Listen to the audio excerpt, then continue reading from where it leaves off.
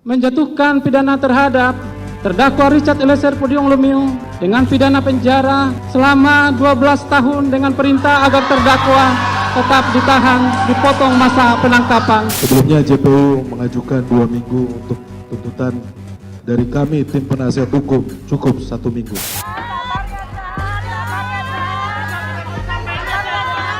Status dia sebagai GC tidak diperhatikan, tidak dilihat oleh jaksa penuntut umum.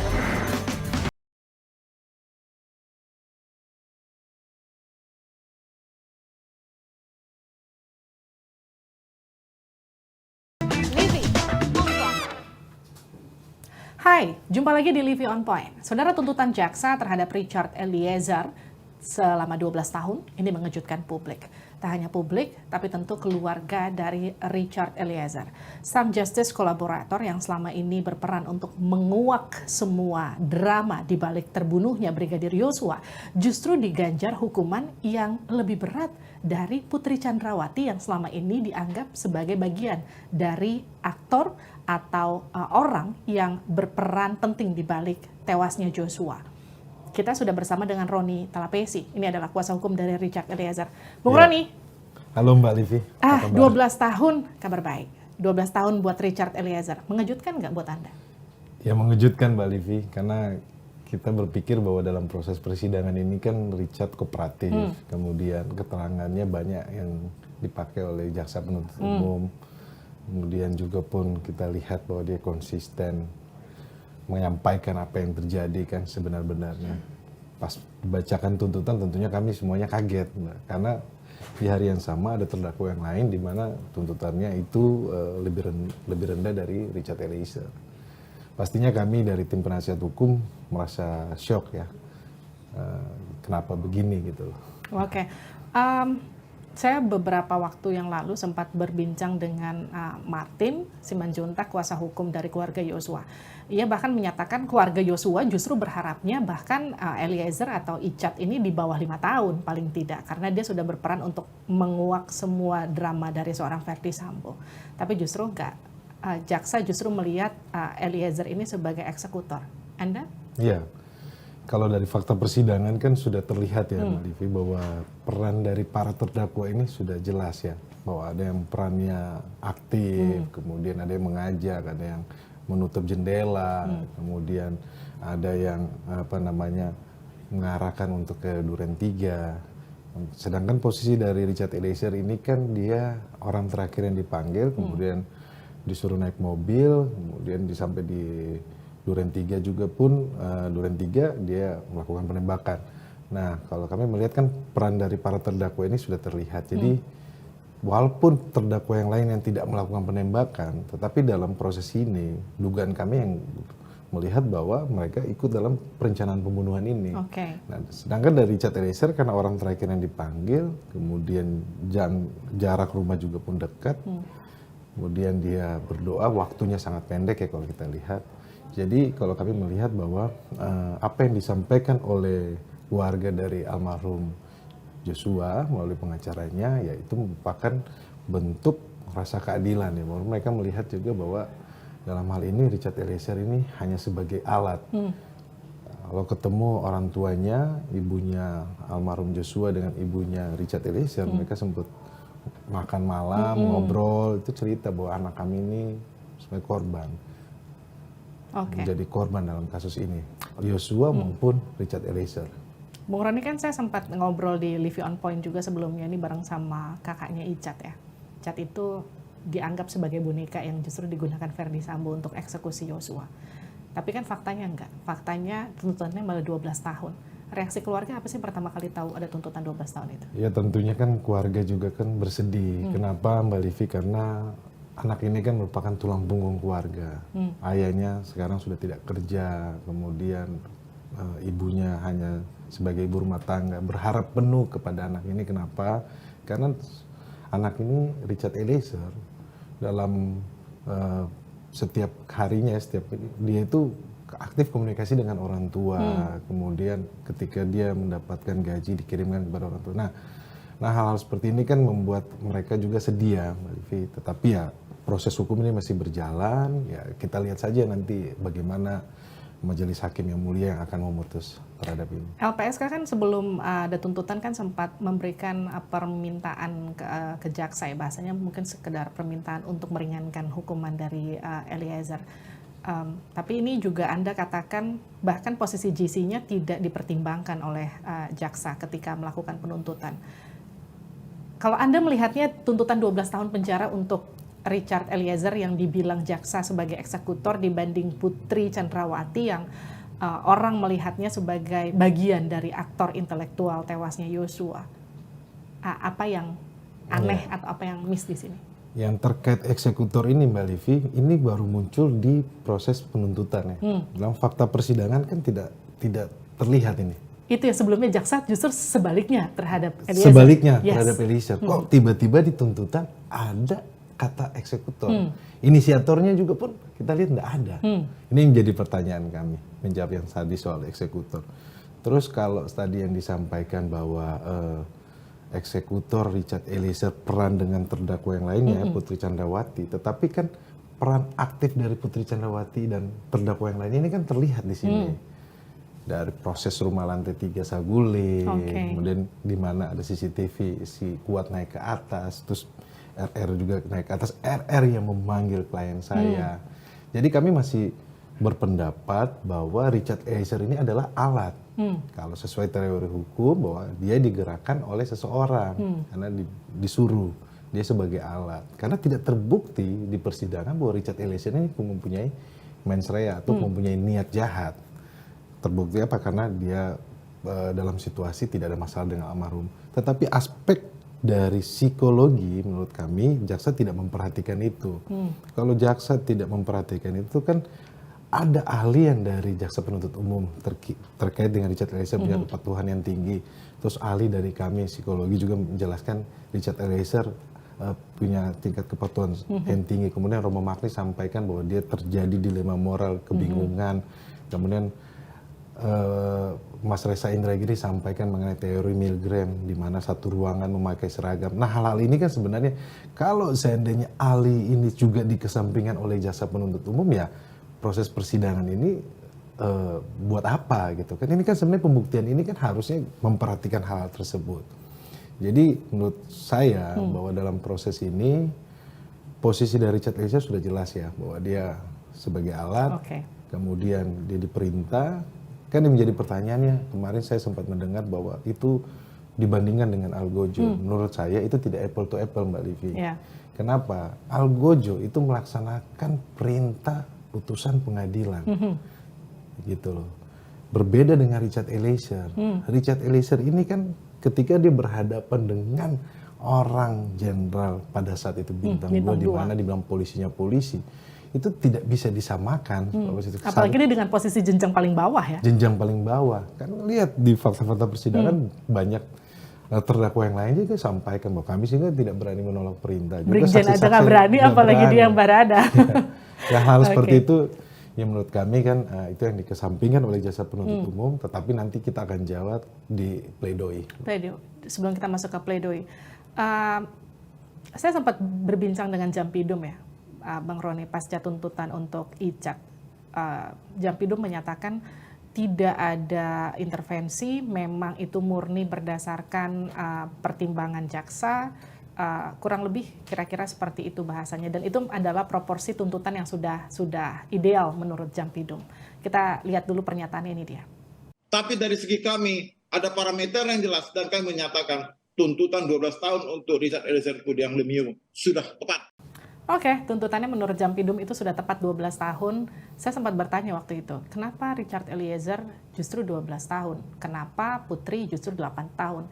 Padahal Richard Eliezer saat itu posisinya sebagai GC dan LPSK bahkan sudah meminta untuk diringankan tuntutannya. Pertimbangannya, mungkin kalau LPSK tidak meminta keringanan dan mungkin kalau memang posisinya bukan JC, enggak 12 tahun. Jadi versi Jampidum 12 tahun itu sudah diringankan. Anda? Iya, kalau kita lihat ya, Undang-Undang Perlindungan Saksi dan Korban sudah diatur Mbak. Di dalam pasal 10 ayat A dijelaskan kan bahwa harus ringan daripada terdakwa yang lain atau bisa pemidanaan dengan bersyarat, kemudian bisa lepas, itu juga sudah disampaikan di dalam Undang-Undang Perlindungan Saksi dan Korban ya menurut kami. Jadi memang patokan dari, kalau saya lihat bahwa patokan dari LPSK adalah terkait dengan tuntutan ini kok berbeda dengan terdakwa yang lainnya. Kemudian kalau disandingkan dengan Verdi Sambo, kalau dilihat kan Verdi Sambo ini 2 perkara Mbak, jadi satu. Jadi 2 dakwaan. Jadi satu perkara dakwaan obstruction justice, satu dakwaannya terkait dengan pembunuhan berencana 340 338. Jadi itu. Jadi kalau dibandingkan sama Verdi Sambo tentunya 2 perkara kan. Tetapi ketika dibandingkan dengan terdakwa yang lainnya di mana pasalnya sama 340, kemudian Richard Eliezer lebih tinggi, itu yang menjadi Padahal sama-sama 340, Icat itu JC pula, tapi kenapa dia lebih tinggi? Kenapa dia 12 tahun begitu, yang lain 8 tahun? Memang perdebatannya adalah disampaikan bahwa itu karena perbuatannya dia, dia sebagai pelaku. Tetapi kan sisi rasa keadilan yang tentunya kan harus dilihat bahwa dari jaksa penuntut umum kan harus melihat bahwa bagaimana rasa keadilan yang ada di masyarakat ya. Tetapi sekali lagi bahwa proses ini ya kita hormati, kita hargailah terkait tuntutan dari jaksa penuntut umum. Nanti kita akan jawab di pembelaan kami. Bung Roni, saya nggak mau ngajak Anda berasumsi ya, tapi ini kan fakta-fakta yang berkembang di tengah masyarakat, termasuk pernyataan Menko Polhukam Mahfud MD yang menyatakan bahwa ada gerakan bawah tanah untuk menolong paling tidak seorang Verdi Sambo, diringankan hukumannya. Anda merasa tuntutan 12 tahun untuk Icat ini ada nggak sih hubungannya dengan gerakan bawah tanah untuk Verdi Sambo? Ya, kalau yang berkembangkan dari pernyataannya dari Pak Menko Polhukam kan masyarakat bisa melihat kan apakah kenapa Richard ini diberatkan kan. Ya, tapi kita tidak bisa menduga-duga ya. Tetapi kita harapkan bahwa jangan sampai proses ini tercederai, karena kita lihat ya dari awal kasus ini bagaimana begitu pelik, kemudian bagaimana masyarakat semuanya speak up, bicara, kemudian keluarga korban, kemudian proses ini kan yang 1 bulan tertutup, kemudian Richard Eliezer mengaku. Kalau seandainya waktu itu kan proses itu kalau kita lihat sudah mulai terjadi apa ya namanya, kalau saya bisa bilang kalau tidak bisa dicegah, tidak bisa diungkap kasus ini bisa terjadi krisis negara. Karena apa? Polri ini adalah bagian dari publik ya, bahwa kan waktu itu kalau nggak salah statement dari Pak Mahfud MD ya, bahwa lebih baik hidup dari membutuhkan Polri yang baik lah, kalau nggak salah seperti itu waktu dia statement di DPR. Jadi situasi itu sebenarnya yang sudah terlihat bahwa harapan kami bahwa ini jangan sampai tercederai aja Mbak Livi, bahwa proses penegakan hukum ini berjalan secara adil dan terbuka, transparan. Dan rasa keadilan itu memang harus hadir di tengah masyarakat, tentu itu juga harapannya. Saya mau masuk ke pledoi, Bung Roni. Anda kan diminta untuk mempersiapkan pledoi 2 minggu, tapi kemudian Anda mengamini 1 minggu aja cukup. Yakin banget 1 minggu cukup, kenapa gitu? Ya kan dari awal kan saya sampaikan Mbak Livi bahwa Richard Eliezer kan kooperatif. Pastinya kita tim penasihat hukum juga pun harus mengikuti klien ya, bahwa melihat bahwa sikap kooperatif ini kita hargai. Jadi kita harus menunjukkan sikap itu di muka persidangan ya, bahwa ketika waktu jaksa penuntut umum 2 minggu, buat kami 1 minggu cukup gitu. 1 minggu cukup. Pledoi macam apa sih yang disiapkan tim kuasa hukum? Nanti ini kan sebelum Anda datang ke sini kan ini bocorannya. Kita tuh sebenarnya janjian tappingnya itu tadi agak lebih siang. Ini kan kita agak kesorean kita tappingnya. Itu karena Bung Roni ini bilang saya masih harus sedikit menyempurnakan pledoi lah, paling tidak bahasanya seperti itu. Jadi saya mau tahu nih, dapat kisi-kisi sedikit lah paling nggak pledoi yang sempurna dari seorang Roni Talapesi untuk Richard Eliezer itu kayak apa sih? Yang pastinya pledoi kita tidak bertele-tele, ringkas, padat. Kemudian ini menjadi pembelajaran hukum buat seluruh rakyat Indonesia, menjadi pintu masuk buat para pencari keadilan, yang kami harapkan bahwa ketika publik berjuta mata menonton, melihat pledoi kami ini bisa memberikan rasa keadilan untuk kedepannya, untuk masyarakat supaya tidak khawatir bahwa proses penegakan hukum di Indonesia ini sebenarnya masih bisa kita harapkan, dan proses penegakan hukum di Indonesia ini bisa berkeadilan. Itu garis besarnya Mbak Livi. Poin-poinnya yang sesuai ya, fakta-fakta persidangan sudah ada, itu nanti juga pun kita akan sajikan, akan masukkan. Tetapi yang menarik, pledoi kami besok ini Bolehlah kasih bocorannya buat sedikit. pembelajaran Apa sih? hukum buat Apa nih isinya? Gini, jangan-jangan kalau menurut tebak-tebakan saya, jika memang rasa keadilan itu tidak hadir, orang mungkin nggak akan ada lagi yang mau jadi JC, karena sekarang posisi seorang Richard Eliezer sebagai JC sudah habis-habisan mempertaruhkan keamanan keluarga, keamanan dirinya melawan Jenderal Bintang 2, tapi ternyata pertimbangan jaksa nggak sesuai. kita pengen ngasih tahu ke publik bahwa ada harapan, hope. Hope itu adalah di tangan, di palunya majelis hakim. Bahwa jangan berhenti untuk berharap bahwa harapan keadilan untuk orang yang tidak mampu, orang kecil, itu ada. Bahwa hukum itu ada untuk orang kecil. Hakim itu kan wakil Tuhan di dunia ya? Betul. Kira-kira setuju. gitu ya? Iya. Apa sih yang diharapkan seorang Richard Eliezer? Saya tuh melihatnya ketika dibacakan tuntutan, ekspresi Icat tuh begitu terpukul. Karena mungkin jangankan Icat, kita semua yang menonton menantikan jaksa itu bacain tuntutan, kita semua mikir 5 tahun, 6 tahun. Kira-kira kurang lebih gitu. Tiba-tiba dibaca 12 tahun, Icat kan mukanya langsung shock saat itu. Apa sih yang kemudian ingin disampaikan ke hakim yang jadi sebagai wakil Tuhan di dunia? Untuk paling tidak, kita bicara jangankan keadilan untuk seorang Richard Eliezer, tapi keadilan bagi penegakan hukum secara global ke depannya. Iya, bahwa doa orang banyak ya yang menanti keadilan, dalam hal ini kasus ini kan Richard Eliezer, banyak yang mendoakan. Doa itu sampai kepada yang di atas, mengetuk pintu gerbang dari pintu surga yang di atas. Dan kami harapkan bahwa ketika majelis hakim ini memutus, merupakan wakil Tuhan yang memberikan keadilan, rasa keadilan yang masyarakat inginkan melalui kasus Richard Eliezer ini.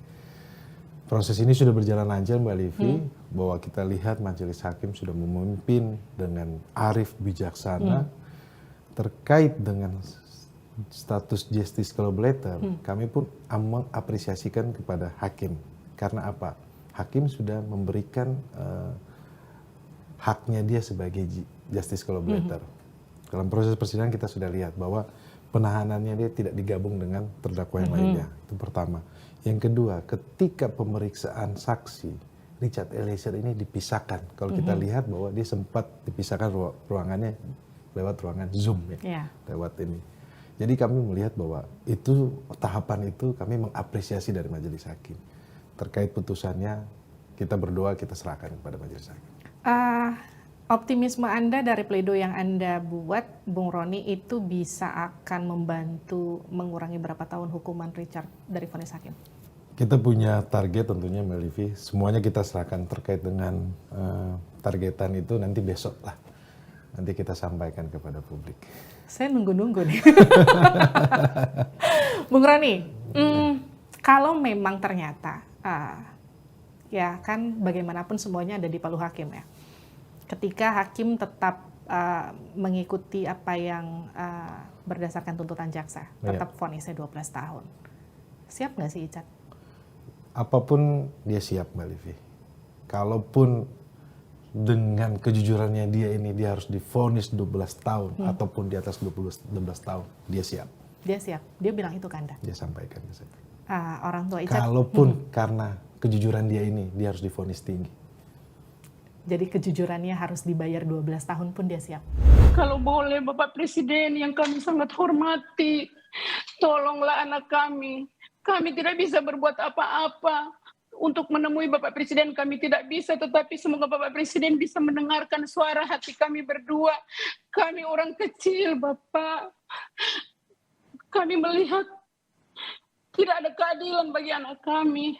Dia sudah melakukan kejujuran, dia sudah berusaha membantu dalam penyelidikan sehingga mereka tidak bekerja keras. Karena keterangan-keterangan yang Icat berikan, tolonglah Bapak Presiden. Orang tua Icat ini kan sempat minta tolong ya ke Presiden ya. Ya. Kalaupun memang kita bicara soal lembaga eksekutif itu kan tidak bisa mengintervensi vonis hakim. Ya.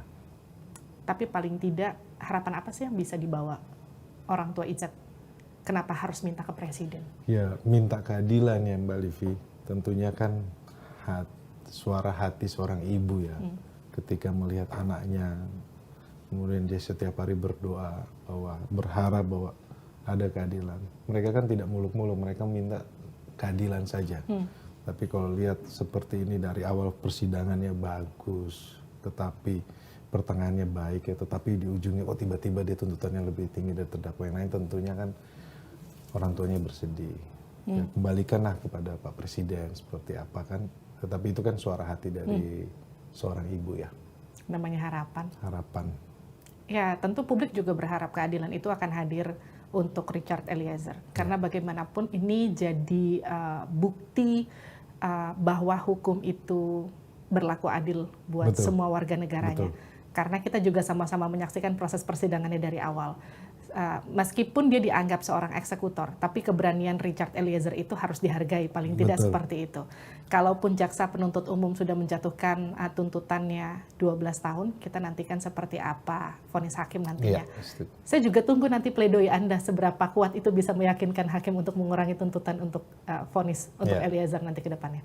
Thank you, Bung Roni. Seperti kita. Makasih Mbak Livi. Thank you udah gabung di Livi On Point. Itu dia tadi perbincangan saya bersama dengan kuasa hukum Richard Eliezer, Ronita Lapesi. Kita ketemu lagi di Livi On Point selanjutnya. Bye.